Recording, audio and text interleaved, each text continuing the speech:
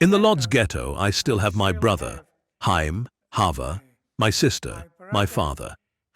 My mother died from hunger in the Lodz ghetto, and my younger sister, Haya, died from hunger in the Lodz ghetto. My father said, "Listen, I'm too old and I'm not going anywhere." My sister said, Chava said, "Whatever will be, will be. I am gonna go, and I am going to take care of Daddy. I am not leaving. I'm going there." I put my bag of clothes on, everything I grabbed, and I start going to the train. And before I got over there, two capos met me. They said, "Come out. We're going to lead you back to the train." We come back to the train. There are two red-painted cattle car, orange-painted cattle cars over there. They then told me, "Come over with me." I got a bread and honey. We got in cattle cars, the doors shut. We stand one next to the other. Now we ate the bread with our empty stomach. The train started traveling. We don't know how far we travel. We could see time through the window and see it's daytime and travel. We travel. It's nighttime.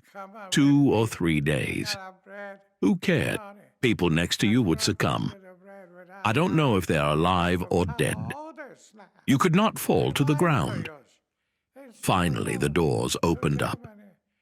There was Birkenau, daylight. The doors opened up. People next to you fall to the ground. They go numb. They help you down. And there were a lot of German hierarchy. They had a lot of brass all over their hat. We don't know what it was. There was an order. Take off all of your clothes until you get to the belt. You got to follow orders now. They lied to us. They said, "I'll go to Germany." Look what's happening. We had to follow orders. Taking off my clothes, there's a guy who had a little stick.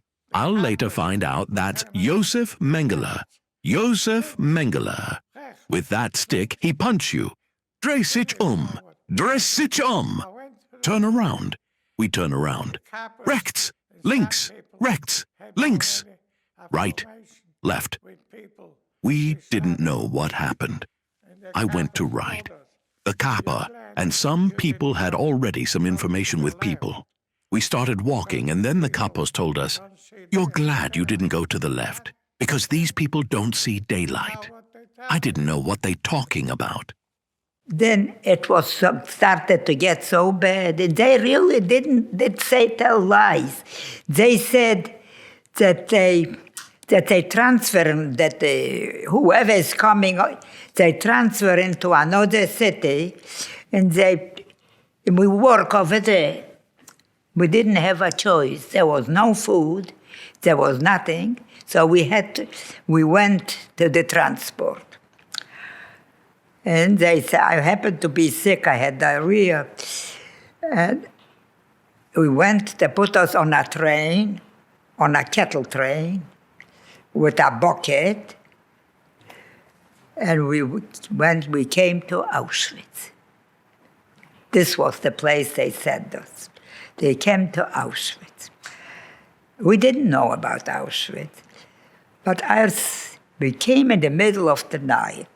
There was then Dr. Mengele welcomed us.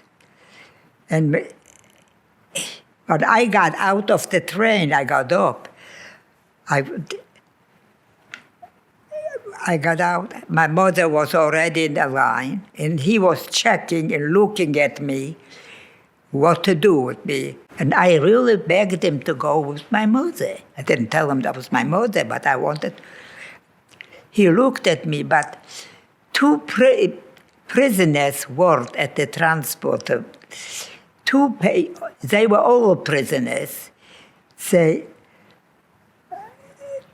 knew where the other people are going.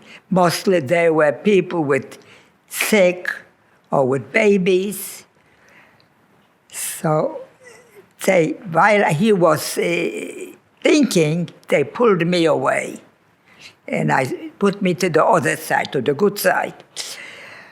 I really didn't know the difference. I was crying. He wanted to go with my mother. But I always say those were two angels. They saved me. I don't know if you would send me. So this is the way I wound up, and I lost my mother in Auschwitz. This is the last time I saw her. In Auschwitz, I was 3 days, maybe 4 days. First, we stayed in line.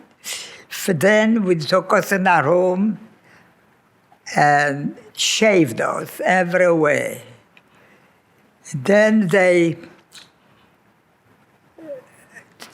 took off the clothes. We took off the clothes before. And gave us a shower. Luckily, water came, I don't know what. Then they gave us some clothes to put on. It was August 44.